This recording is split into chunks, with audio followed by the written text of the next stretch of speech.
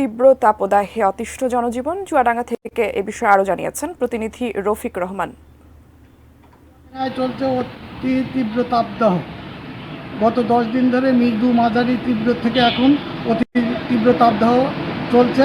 তাপদাহের কারণে জনজীবনে স্থবির হয়ে পড়েছে, কাজকর্মে পড়ে গিয়েছে ভাটা।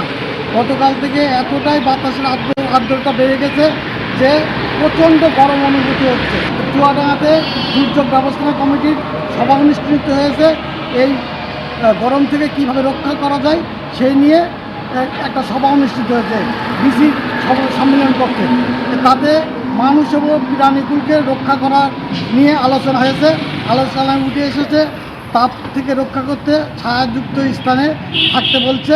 বিশেষ করে তাপ বাড়ে 11টা থেকে 4টে পর্যন্ত। এছাড়া প্রচুর পানি খাওয়ার জন্য বলা হচ্ছে।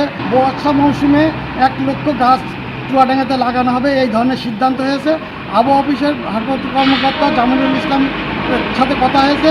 তিনি বলছেন আগামী 10 দিনের মতো চুয়াডাঙ্গার কোনো খবর দিতে পারছি না, আমার কোনো সম্ভাবনা নেই। এই ছিল চুয়াডাঙ্গার থেকে আমার কাছে সর্বশেষ সংবাদ।